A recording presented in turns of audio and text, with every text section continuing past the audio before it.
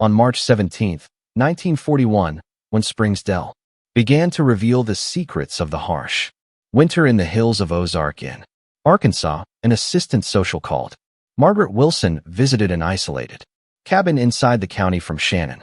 What she found would forever change her understanding of the limit social isolation and the consequences of institutional neglect in American rural communities.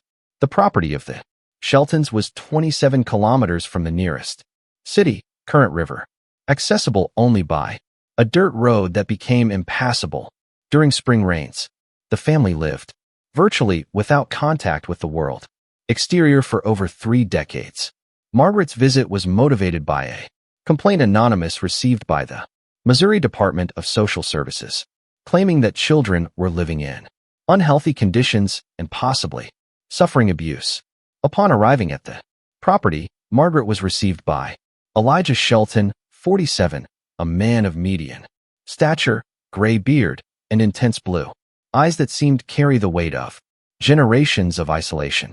Elijah lived in the cabin with his sister Martha Shelton, 43, and 3 children, Thomas, 12, Suddy, 9, and little Jacob, only 5 years.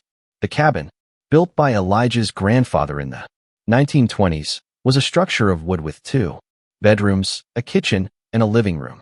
The property included a small barn, a vegetable garden, and a well. There was no electricity or water piped. Isolation was almost total, with occasional trips to the city to buy supplies they couldn't produce. The climate that day was mild, with a temperature of 17°C and partially cloudy. The recent defrost had left the floor around the muddy cabin, and the air he carried the characteristic smell of wetland and decaying wood. During the initial inspection, Margaret noticed that the children showed signs of light malnutrition and lack of basic medical care. Thomas had a bad scar healed on the right arm, the result of an accident the previous year. Suddy had a light strabism that had never been treated. Jacob, the youngest, showed signs of delay in cognitive development for his age.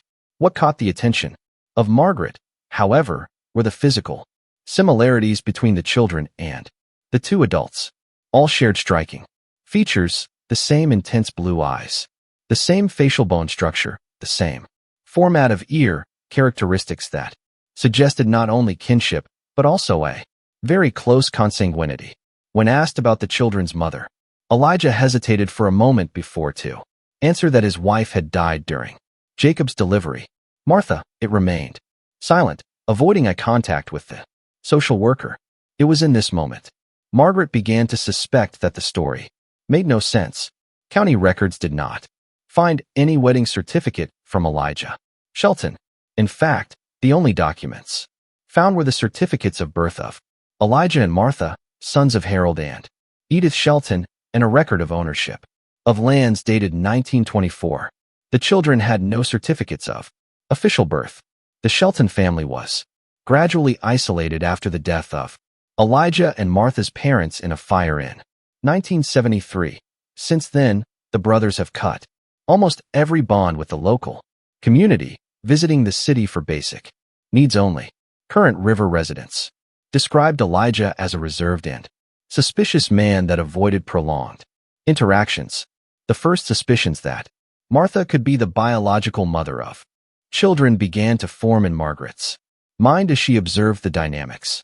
Familiar, the way Jacob clung to Martha's skirts, how intuitively knew the needs of each child, and how his gaze revealed a deep maternal bond that went beyond that of an aunt. If you want to follow more cases like this which shake society as a whole and reveal hidden truths, subscribe to the channel so as not to lose any investigation. The formal investigation of the Shelton case began on March 24, 1982, a week after Margaret Wilson's initial visit. The Department of Social Services from Missouri, in conjunction with the Shannon County Sheriff, sent a team to evaluate the situation. The team consisted of Margaret, the policeman, David Tanner, and Dr. Robert Hayes, pediatrician. The first obstacle the team found was Elijah's resistance. When confronted with more direct questions about the origin of children, he put himself in the defensive, claiming that the authorities had no right to interfere with life of your family. We take care of ours, he repeated, a phrase that later would reveal loaded with disturbing meaning.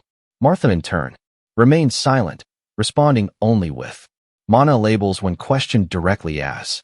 C settings demonstrated a mix of curiosity and fear in relation to visitors, demonstrating their limited contact with people outside the family core.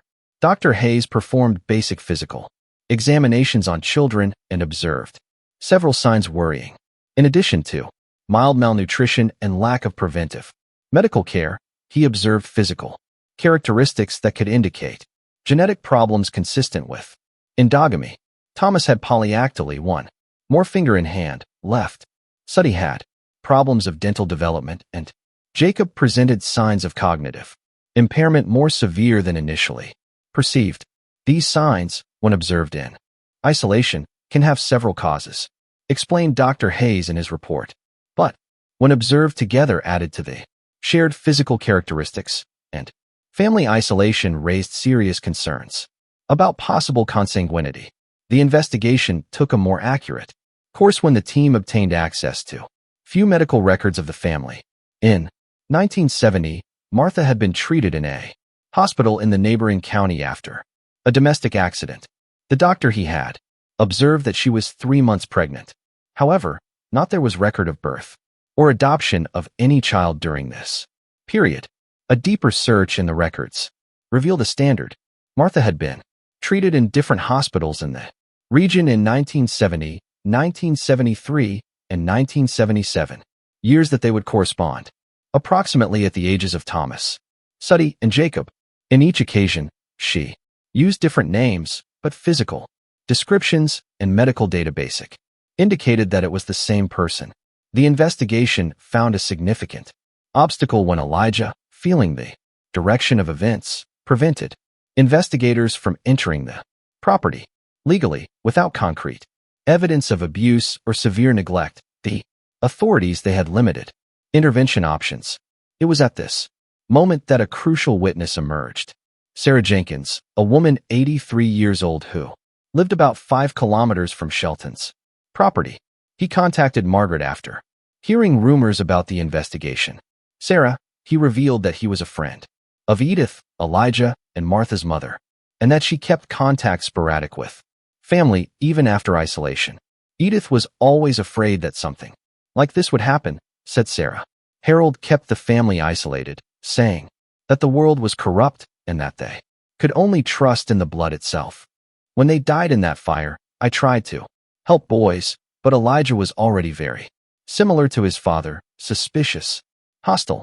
Sarah revealed that she had visited the cabin a few times after the death of her parents, carrying supplies and offering assistance. In one of these visits in 1971, she noticed that Martha was visibly pregnant. When she questioned him about it, Elijah expelled her from the property and forbade her to return. I should have done something at that time, lamented Sarah. But who would? You believe me? And where would these children stop? The system does not take good care of ours here. Sarah's testimony provided an important context, but it was not proof definitive. The investigation needed concrete evidence to intervene. A turnaround occurred when one of the agents revised the birth records of Elijah and Martha and discovered something intriguing. Your parents, Harold and Edith Shelton, they shared the same surname before marriage. Subsequent investigations, they revealed that they were first cousins.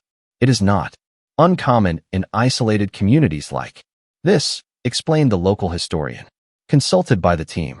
In the early decades of the 20th century, many families in mountainous regions lived so isolated that marriages between relatives nearby ended up happening for lack of options. In some cases, this it made almost a family tradition justified by beliefs about purity of blood. This discovery shed new light on the case. It was not just a possible incestuous relationship between Elijah and Martha, but potentially of a standard generational endogamy that intensified throughout the generations. The team has developed a new theory. The Parents of Elijah and Martha already cousins, they transmitted isolationist beliefs to their children.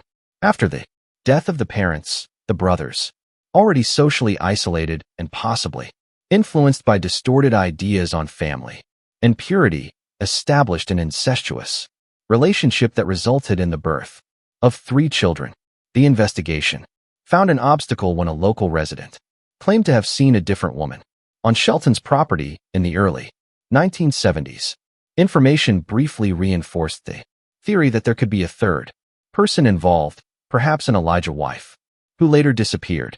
Note, however, subsequent investigations have revealed that the witness probably had confused the property or the date. The sheriff, John Pearson, in relation to the allegations, began to consider obtaining a court order to collect children's DNA samples and of the adults. However, the legal process would be complicated, especially considering the isolation of the family and the lack of conclusive evidence of abuse or neglect that justified such an invasive intervention. We have to act carefully here, argued the sheriff. These people live so there are generations. For them, this is their normal way of life. If we invade property without concrete evidence, we can lose any chance of helping these children. The investigation reached an impasse that would last several months. During that period, the Department of Social Services maintained regular visits to the property, monitoring the well-being of children and gradually trying to build a relationship of trust with the family. The real turnaround in the Shelton case occurred in September 1982, 6 months after the investigation began. During one of your routine visits to the property, Margaret Wilson noticed that Jacob, the youngest, had high fever and presented signs of a severe respiratory infection.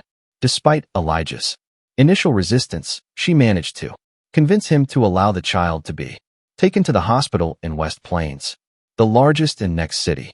At the hospital, Dr. Michael Brennan, a genetic specialist who had been consulted on the case, took the opportunity to perform more deepened with the reluctant consent of Elijah, who accompanied the son. Your results of Jacob exams revealed multiple subtle congenital anomalies that, individually, they could have gone unnoticed, but together they formed a consistent pattern with a high degree of consanguinity. The genetic markers we are observing here, Dr. Brennan told research team, are typical of children born in relationships between first-degree brothers. There is excessive homozygosis for a relationship between cousins, even first-degree cousins. During the 2 weeks of Jacob's hospitalization due to complications of pneumonia, Martha remained constantly by her side, demonstrating a maternal care and striking anxiety. It was during this period that Martha, exhausted physically and emotionally, finally began to open with Margaret. One night, while Jacob slept under the influence of medicines, Martha shared fragments of his story. She talked about the growing isolation after the death of parents as Elijah gradually assumed the role of patriarch family and how the limits between family roles began to be confused. We didn't know anyone, Martha confessed in an almost inaudible whisper. Elijah said the outside world wanted to separate us, hurt us. We could trust each other. Although Martha has not explicitly admitted to being the biological mother of children in this conversation, your words and emotions made the situation increasingly clear to Margaret, the social worker, taking extreme care not to break the fragile confidence that was being established, avoided asking direct questions about the paternity, focusing on offering emotional support. Meanwhile, documentary investigation continued. A significant advance occurred when the researchers located a traveling pastor, the Reverend Samuel Miller, who had visited isolated communities in the hills of Ozark during the 1960s and 1970s. The Reverend Miller kept detailed daily visits, including observations on the families I found. At an entrance dated June 1969, he described a visit to the property of Shelton. I visited the Shelton family today. Your parents recently died in circumstances tragic, leaving 2 adult children, Elijah, 34, and Martha, 30. I found them living in extreme poverty and isolation. I offered spiritual and material assistance, but I was received with suspicion, especially by the young Elijah. Something in the dynamics between the brothers seemed disturbing to me. Martha looked submissive, almost fearful, tamer that, without the moderating influence of their parents, as isolationists as they were, the situation can deteriorate. I intend to go back, but I confess that I was feeling powerless. A later entrance from April 1971 was even more revealing. I returned to Shelton property after almost 2 years. I was prevented from entering by Elijah, who seemed even more hostile and paranoid. From afar, I could see Martha briefly. She seemed to be in advanced state of pregnancy. When I mentioned this to Elijah, suggesting that they might need medical attention, he was furious, accusing me of spreading lies and threatening to assault me if I was not, although immediately I reported my concerns to the local sheriff, but they said that without concrete evidence of abuse, nothing could be done. These mountains keep their secrets, and I fear that some of them are too dark to support the light of day. Reverend Miller's diary provided the first contemporary evidence of Martha's pregnancy, corroborating suspicions of the investigation. Another crucial event occurred when the authorities managed to locate medical records from a Springfield hospital, where Martha had been treated in 1977 under the name Mary Smith. The records confirmed that it had been hospitalized in advanced labor and given to lighter boy with multiple health complications, including breathing problems and a slight cardiac defect. The date of birth coincided with the approximate age of Jacob. The medical team of the time noticed concerns about possible abnormalities, genetic, and suggested more tests, but Mary Smith left the hospital against the medical advice as soon as your condition and that of the baby stabilized. While Jacob recovered at the hospital, Dr. Brennan, with judicial authorization limited, performed additional examinations that revealed that the boy had a condition rare genetics called Apert syndrome, characterized by skull malformations, face, hands, and feet. This syndrome can occur spontaneously, but its incidence increases significantly in cases of close consanguinity. Based on the new evidence, Judge Elenina Simmons issued a warrant authorizing DNA tests in all Shelton children and adults. The results obtained in November 1982, they were conclusive. Elijah was the biological father and Martha, the biological mother of the 3 children. Leave a comment. Never give up on the truth. If you believe all cases of family abuse deserve to be investigated, no matter how isolated the community. On December 7, 1982, based on genetic evidence and testimonials collected, Elijah Shelton was formally accused of incest, a Class D crime in Missouri, punishable with up to 4 years in prison. Martha, considered victim due to evidence of prolonged psychological coercion. It did not face accusations, criminal, but their ability to take care of the children was questioned in court. Elijah Shelton's trial began in February 1983 and attracted significant regional media attention despite efforts to keep the case relatively discreet and protect the privacy of children. The Shannon County Court hosted one of the most complex and morally challenging cases in his history.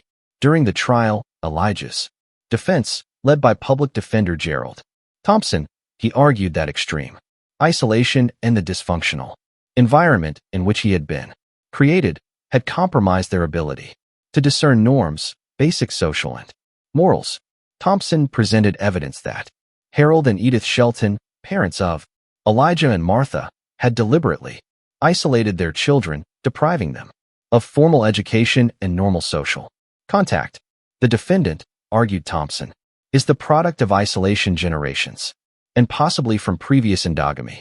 He himself is the son of first cousins who created him, believing that the outside world was hostile and that the family should remain introspective. The accusation represented by Amanda Lewis recognized the circumstances attenuating, but maintained that Elijah understood the nature of his actions. The defendant demonstrated the ability to interact with the community when necessary to conduct basic business. and deliberately hide the true nature of its relationship with the sister. Lewis argued, these are not someone's actions. Unable to distinguish right from wrong, Martha Shelton witnessed to closed doors. Excerpts edited from his testimony, subsequently disclosed. They revealed a pattern of psychological manipulation that began after the death of her parents when she was 29 and Elijah 33. According to Martha, Elijah gradually assumed full control over all aspects of its lives, isolating it more and more, and convincing it that the outside world it represented a threat to its safety and family unit. He told us we were special, said Martha, that our blood was pure, that our children would be strong, because they would not be contaminated by the world outdoor. At first I resisted, but after years alone with him, I started to believe. Dr. Richard Foster, a psychiatrist, specializing in social and dynamic isolation, abusive family members, witnessed as an expert, explaining to the jury the deep effects of extreme isolation and prolonged indoctrination. What we see here is a classic case of an alternative reality built by isolation. When one person is systematically excluded from all normative social references, their perception of what is acceptable can be radically distorted. The trial also highlighted the failure of local institutions to identify and intervene in the situation. The evidence revealed that concerns were expressed by -3 different people over the years. The Reverend Miller, the neighboring Sarah Jenkins, and an employee of the current River Supply store who noticed similarities between children and adults who occasionally visited the store. In neither case was proper follow-up by the authorities, revealing systemic failures in monitoring isolated communities and in protection of vulnerable people in remote rural areas. After 2 weeks of testimonials, the jury considered Elijah Shelton guilty of incest, but recommended cleaning due to attenuating circumstances. The judge, Elalina Simmons, sentenced him to 3 years in prison with the possibility of freedom conditional after 18 months and ordered compulsory psychological treatment. In her final statement, Judge Simmons noted, this case represents a collective failure, not just the defendant, who is still responsible for his actions, but of a society that allows entire families to be set aside by our protection and support systems. Geographical isolation should not mean institutional abandonment. As for children, the court ordered them to remain temporarily under state custody while Martha received intensive psychological treatment. The ultimate goal was family reunification, since Martha showed capacity to properly take care of children and keep them integrated into the community in general.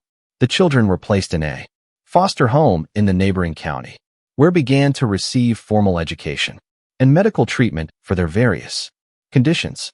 Thomas, the eldest, demonstrated remarkable resilience and adaptability, rapidly reaching your colleagues in educational terms. Despite the delay initial, Zadi had more difficulties with social adaptation, but responded well to treatment for your strabismus and other health problems.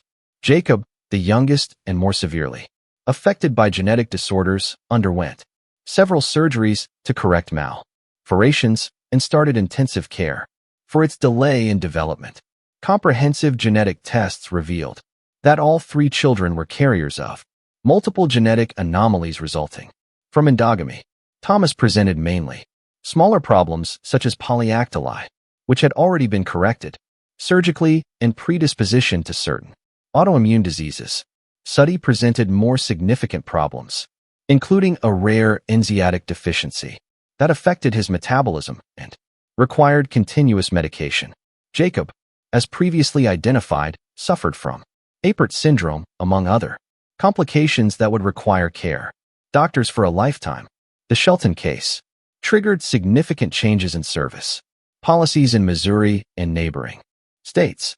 The Shelton Law, approved by State Legislative Assembly in 1985, established more rigorous protocols for the monitoring of families in isolated areas, including regular visits of social workers and wellness checks for all children regardless of formal complaints.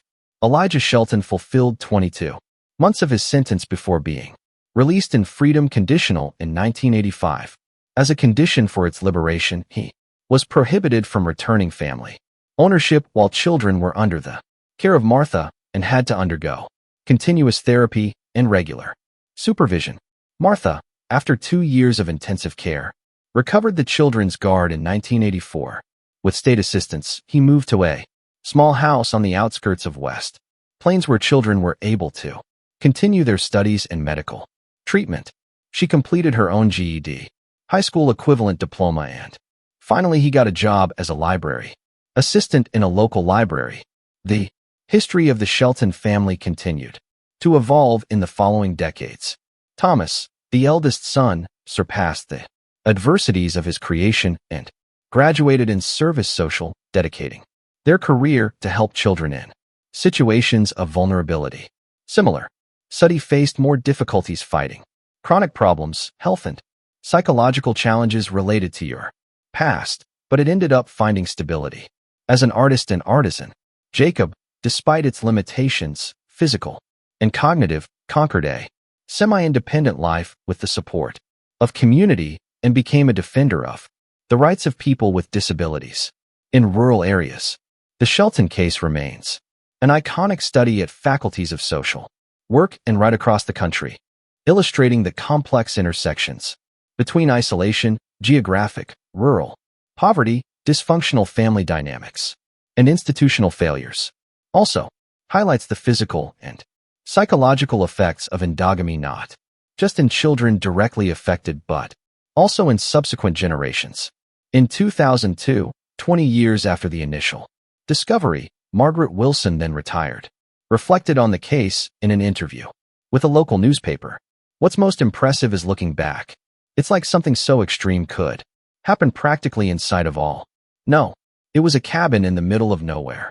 Was less than 30 kilometers from a city in a country with resources and institutions allegedly capable of protecting the vulnerable. It makes us think how many other similar cases exist hidden in remote valleys or the view of all, hoping someone pays attention. Shelton's original property, abandoned for years, was eventually sold by state in 1990. The cabin collapsed over time, but the earth remains a silent reminder of how extreme isolation can distort realities and perpetuate damage cycles for generations. If you have watched here, it is because you care about these cases that mark families forever. Leave a comment saying, "I watched here so that I can know who really cares about the search for the truth." Do not forget to enjoy this video and share it with those who also value the understanding of the complexities of human nature and the importance of effective protection systems. If you haven't subscribed to the channel yet, subscribe now to follow more investigations of cases that make us reflect on our society and collective responsibility.